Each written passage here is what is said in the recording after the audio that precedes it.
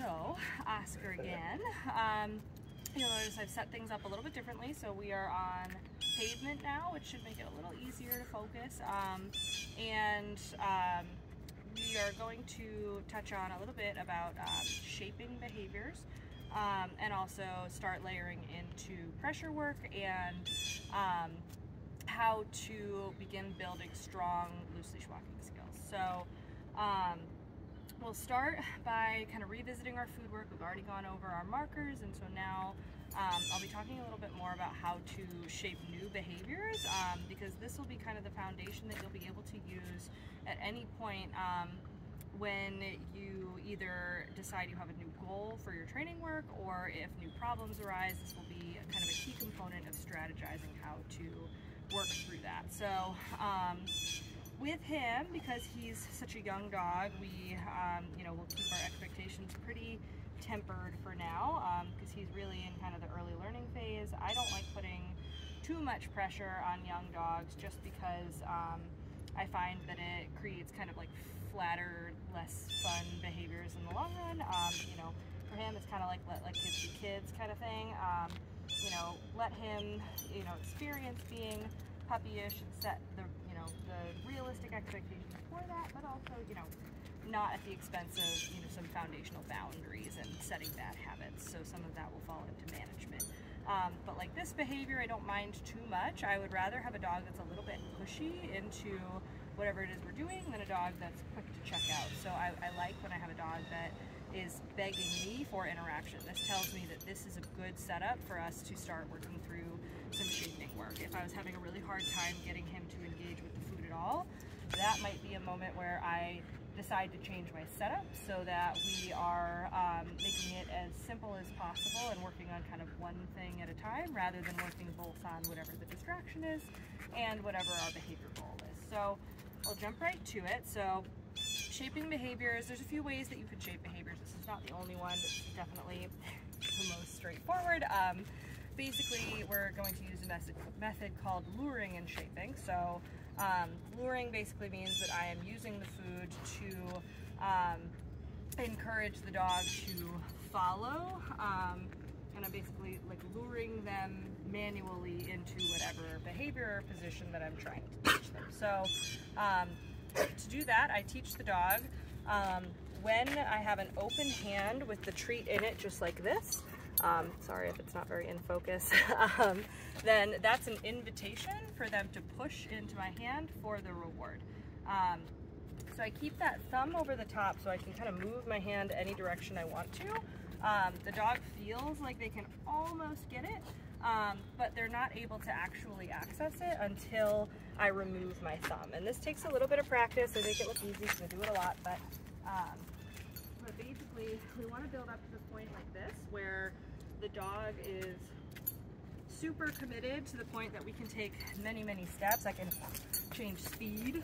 Good boy. And they still, yes, push in, and I can still layer my marker in to indicate that that was the behavior I wanted, and he can earn the reward. So there, all I was looking for was for him to follow my hand. But we can now use that as a shaping tool to show the dog other behaviors we may want to do. So the one that I was working on with Ophelia in her video is sit pretty. So for the sake of consistency, I'm going to play around with that with him. Basically, all sit pretty is, it's a trick behavior. Basically, the dog learns to sit and then come up on its back legs so that its front legs are kind of like a T-Rex in front of them. A little circus performer trick. Mainly, it doesn't really have a whole lot of functional use, but it is fun to teach, it's cute, and it does generate some nice core strength and body awareness, which is always a plus. So with him, what I'm going to start with is popping him into a sit, which is not that, but we'll reset. Sit. Good. I'll just get him working so he's not, quite so chaotic. Give him a few easy wins first. Yes. Ready. Sit. Good. So here on this next rep, I'm going to start luring him, and I'm going to lure the treat at that open hand from the nose upwards. Yes. Mark and reward just for following. So in these first ones, yes, I'm Not really concerned with whether it looks like the finished product yet. I just want him showing effort. With him, we're probably going to be looking to build control, so he's not quite so pushy onto the food that he kind of loses all of his ability to follow. So right now, all I want him to do is basically sit and tip his head up. Yes, good. Yes. And so this is basically a way to, it's like kind of, if you ever played like hot and cold as a kid, like, you know, he's getting warmer, warmer to the behavior. Good, yeah, good boy. So that was exactly what I'm looking for, just small movements. He's just kind of dramatic. Sit. Good. And this is just partly, yeah, a little bit of impulse control. He kind of tries to do things like a little too hard, so it can sometimes be in the way. Yes, good. So there, I just marked him moving upwards a little. I tried to kind of beat him to that big dramatic movement upwards. Sit. Yes, good job. So I'm looking for a little more stability and calm. Yes, even in these early pieces. And this is difficult, especially for a big, gangly teenage boy. So, you know, basically I'm keeping the expectations on him pretty realistic given his body type and his development stage. Yes, I'll count that. Very long, so it takes a lot of strength for him to be able to, yes, to just tip up like that. It's kind of like the difference between, you know, a controlled, like if you're weightlifting, having like a really controlled rep versus just trying to wing it. You know, you might be able to lift more if you're a little more chaotic, but your technique is going to suffer, and it's actually going to be more difficult to do slow controlled reps. So that's what we're seeing here. Yeah, good boy. Again, I'm rewarding effort. Sit.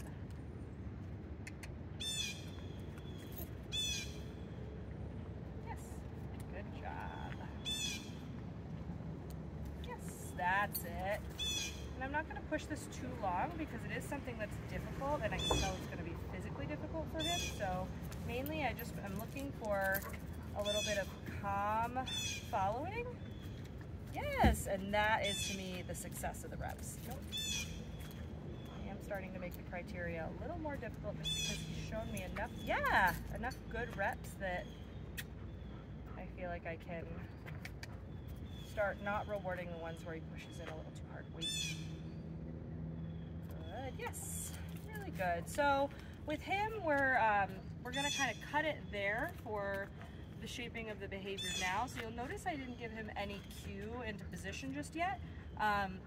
Hopefully in future videos I'll be able to kind of show what that next step is when we start layering a command into the behavior. But basically there's a great saying in the dog community where it's don't name it until you love it. So you know, for him, basically the reason I don't want to use a command until I have a little bit more of a developed behavior is that it risks that command losing its relevance and losing meaning. So if the dog hears it a lot and doesn't actually have the sequence following that, like they're not able, like for him, he's not physically or you know, skill-wise ready to do the full behavior. So if I'm giving him a sit pretty command and he's giving me kind of a half of what I actually want, it may be confusing in the long run when I then don't reward him for that particular rep, or you know, it just leaves a lot of wiggle room to kind of muddy up your training versus waiting until you know what you're going to get and starting to give the actual verbal command to that. It just gives you a much more powerful verbal command if you're patient enough to wait until you have a behavior you love before you start layering that in. All right, so we're going to change gears a little bit and we're going to start looking at our loose leash walking. So with loose leash walking, that's a tough one to say. With loose leash walking, we are looking a little bit more into our pressure system. So this is a big topic. We have another video that's a little more general that talks about pressure, what it is, why we use it, so I'd recommend reviewing that. But for the sake of looking at our starting loose leash walk skills, basically we're going to use the leash to apply pressure in a way that encourages the dog into a behavior we would like. So the way the dog knows that they've completed that behavior is that they get a release of pressure on the leash. So there's a million little ways that I'll use this. Just now, as he's going to start searching and sniffing the ground, even me just blocking him with the leash and not allowing him to duck his head down, he's almost like self-applying pressure there, where he's sort of pushing into the collar, and then as soon as he lifts his head to stop engaging in that behavior, he receives a release on the collar pressure. So that is a form of reward or reinforcement. It's what we call negative reinforcement, so the removal of something in order to create a behavior or make a behavior more likely. So by applying pressure here, I'm making it more likely that he brings his head up. And so I'm going to walk through some of the stuff he's already learned with that. We've gone over this in person as well, so I'm not going to go too crazy, but basically you can use it directionally. So like here, if I want to ask him to move to the right, I apply pressure until I get a little bit of movement in the direction that I want, and then I give or release that pressure in order to communicate that that was the desired behavior. Oh boy. So right here, all I'm doing is testing that out. Good. You'll notice I have the leash low, so it's a nice clear straight line in the direction I want. Good. And then I give what he thought was that. Pressure on, pressure off. Pressure off to bring him a little closer to me, because I didn't love that he's a little further away there. Good. And we also teach what we call a pressure sit. So it's basically just a tactile cue, and it's an alternative to our verbal cue, and that's just upward pressure on the leash. Notice I don't have a ton of pressure on there. I'm just going to wait him out. If I need a little bit of help, I may just touch his butt. I add a little bit more intensity of pressure because he's distracted by something. What's going on? Alright, we'll get him moving. Oh, there's a person. So we've got a little bit of a distraction, so you'll see that we'll just reboot, and now all my goal is to get him re-engaged with me. Oscar. Yeah, and I can reward that, so you can see I'm shaping that check-in even with distraction for him. So he's looking at the trigger. Yes, good boy. And rewarding that check back in with me. Good job. So nothing too crazy, but you know, a little bit of real-world application of that here. I'll start using that. I'll steer that pressure into food as well, so that's kind of jumping to another concept, but basically I like to layer in food reward connotation as well, since the dog also sees that pressure as an opportunity, yes, to earn the reward. It just makes it more likely that the dog will actually check back in with me after the application of pressure, rather than just in order to turn that pressure off. Yes, and you'll notice that I gave a release there before he looked back at me, just for following with the leash. So I'm going to give him small wins. Good, in order to be successful, because that'll help build his commitment to turning that pressure off, because it kind of reminds him that that's what he's working for. So here I'm actually going to hold him to it. Yes, good boy. So again, I just wait him out. You know, this is still a new system for him, so I want him to have successful reps. Honestly, this is like a perfect setup because there's just enough distraction for us to practice, but not so much that he's really struggling. Play with him, losing focus on me, and then steering him back at attention. So now that we've gone down a slight rabbit hole, we'll revisit how we shape this into just a plain old loose leash walk. We kind of do something a little more structured than just walking with a loose leash. For dogs that are just building loose leash walk skills, I like to formalize it a little bit more into what we would call a structured walk. So the dog is essentially in a heel position, not your competition level fancy obedience heel, but what we mean by a heel position is that the dog is, reset him to kind of put him there, but the dog is right in line with your left leg. It doesn't really matter which side you choose. It's just kind of traditional for the dog to be on the left for any sort of formal obedience, but as far as function for people, can be on the right. I like the left because if you're walking in the road and into traffic, which is the way you're supposed to, your dog is always on the opposite side of traffic, so you don't have to worry about them weaving in. So here, I like my dog for just plain old functional structured walk work to be just behind my leg. So you'll notice his shoulder is just behind the line of my leg, which puts his eye line kind of right with me. It makes it really easy for me to reward the dog in position. Another key piece is how you hold your leash for this. So you'll notice that most of my leash is in my right hand. I put my thumb through the loop, and then the rest of my slack kind of loops over it like this, so I can have a really tight hold. This is your safest way to hold your leash with your dog, because it has the least likelihood of injuring you, and also the least likelihood of letting go. So that thumb lock is a lot stronger than just your fingertips of pressure, and having your leash all wrapped around your hand, it doesn't give you a lot of ability to tighten and loosen as you need to, and if your dog pulls really hard, it can kind of crush your hand muscles, so and your bones. So I always recommend this style of holding the leash when we're integrating food work and when we're teaching, just because it allows me a lot of flexibility in how I apply pressure to the dog, and it allows for maximum level of safety. So in the beginning, I'm going to have my right hand on my slack, my left hand is going to be guiding, so I keep it nice and short. I'm using this to prevent the dog, good boy, I'm using this to prevent the dog from what we call forging ahead, so getting ahead of my leg.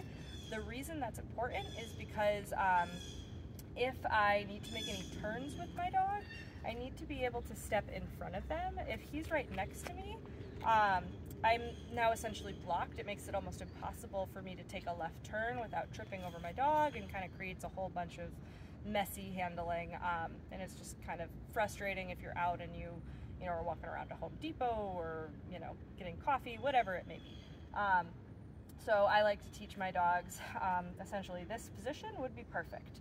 So I'm going to show you a little bit of it in motion. So with my left hand on the lead, I keep it very short, but also very loose. So I'm very close to his head, but you'll notice there's no pressure on there. There's this slack. So I'm able to apply a little bit if I want to move him in a direction, but I can loosen almost immediately. So this becomes very important in preventing your dog from getting ahead of you, because if your dog has already reached this position, the training moment has passed, you're too late. So I'm setting up right from the get-go with him in my heel position that I'm looking for, whatever way I have to do to get him there. If we're already out here, I'll change direction so my dog ends up behind me, shorten up on the leash, and then if he starts to move a little bit ahead, good boy, I just use the leash to block that. So there's some nuance to this, but you'll notice if I start to see he's sneaking a little ahead, I'll slow down,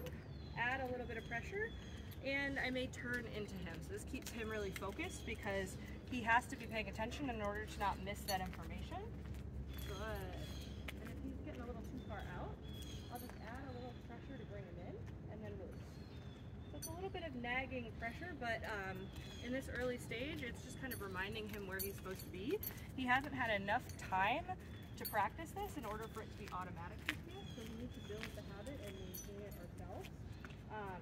You know, it may be a while before your dog can stay just like this and maintain this position. How long that takes is very dependent on the dog, and what they find reinforcing, and kind of how quickly they learn. It also depends really heavily on how consistent you are with this. So if it were me in a perfect world, I would be going out and setting up situations just like this, where I'm practicing in a small space, getting perfect reliability here, before I'm trying to walk, you know, a long straight trail. So some of what I'm doing here is the decision to stay on camera, but another part of that is that long straight lines are going to be more difficult. So here, this is super boring. You know, he may start checking things out ahead, good boy, and start forging ahead of me in anticipation of those things. You know, holding that position is hard work for dogs. So with him, especially being so young, we really want to keep it short and sweet and successful, rather than shooting for like a couple-mile walk at this point, just because he's not going to be able to maintain that for that whole walk, and by attempting it, it's going to make your loose leash walking very boring to him, and likely is just to end up with either you guys practicing reps that you don't like where your dog is pulling or out in front of you, or ending up in conflict where you're trying to correct your dog for something that they're progressively losing control over because they're just you know, not at a developmental stage where they are able to stay that focused for that long. This is true even with my dogs. I know when we go hiking, you know, in the mountains, and we have multi-hour hikes, that he is not going to be able to hold a heel position for that amount of time. He may spend sections of the hike in heel with me, but I set up other strategies so that we can effectively walk without ruining our functional obedience that we need for, you know, times where we're traveling down a busy road, or I'm taking him into a shop with me, whatever it may be. So I'm going to demonstrate that loose leash walk work again. Let's go. And I'm also going to talk about how I can balance this out so that I can start getting my dog out and about without having to have this much structure every time. So I'm a big advocate for not requiring every walk, or even most of every walk, to be this structured. I like to start my walks this way because it allows me to start my dog off in a good state of mind, focused on me. It makes it interactive. Good boy. But I'm going out on that walk also to give my dog an opportunity at some freedom, to allow him to explore a little bit, to decompress a little bit, not to just focus heavily on the training every time. So what I do is I will treat my loose leash walking the same way I treat any other position, which is basically that it has an implied stay. So if I've given the command heel, which you can do for this behavior, then my dog is learning that they hold that position until I've given them a release cue, whether that's a terminal marker of yes to me, or tossing a treat, or just a go to release them to go and sniff in their environment. But it's a little more loosey-goosey if I haven't given a command. For me, my dog they learn that they are maintaining that position when I start enforcing it. So, you know, when I start asking my dog for that structured walk, I've just shortened up on my leash, and I've started maintaining this bubble next to me as the place I want my dog, and they're starting to feel that pressure. But when I want to communicate to them that it's okay for them to have a little more time at liberty and to go sniff and explore, I'll just say go, or whatever your preferred release cue is, whether that's break, free, okay, and I will allow them then the length of the leash. My one caveat with that is when you're on your training gear, so your prong collar, slip lead, whatever it may be, they are still in work mode, so they're not allowed to be pulling on the leash. My only exception to that is when I teach dogs on a harness that they are allowed to pull on those. So, you know, that's not true of everybody who trains dogs, but in my framework, I allow my dogs, or sometimes even encourage my dogs, to pull on a harness, and this allows me to, if I'd like, when I'm out and about, this allows me to give my dog that pulling outlet without damaging my loose leash walking and my work on my more obedience related tools. So I'll show you what that looks like. Oscar. Boy. Nice loose leash walk. Throw in a couple of turns. Good boy. You'll notice he checks in really well after that left turn. I'll reward that. Very nice. Good. When I'm ready, I'm going to give him the release cue and allow him to just kind of check out and do whatever it is he would like to. Oscar, go. Good boy. So often I'll kind of use that little backup step as well to break him out of position. So I move out of position in a way that makes it very obvious that I'm no longer expecting him to stay right with me. So he can start sniffing around, checking out the environment, and I've permitted that, and so therefore, you know, these moments aren't preventing him from understanding what he's supposed to do. I've asked him for that nice loose leash walk right next to me. So to bring him back in position, I can either use a cue or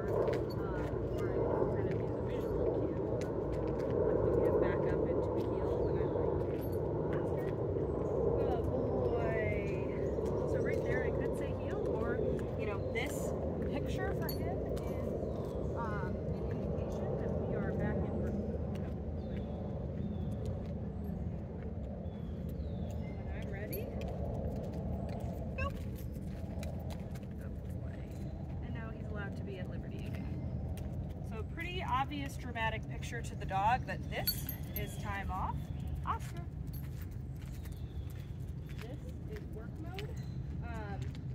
And because dogs typically learn more in pictures than in words, we kind of are more verbal creatures. So that's really the main reason why we use verbal cues to our dogs. You know, this makes just as much sense to your dog as the word heel or right here with me, whatever it is that you prefer. You can, of course, use both. Sit. A little pressure and weight. Good boy. Good. And we'll give him a bit of a break.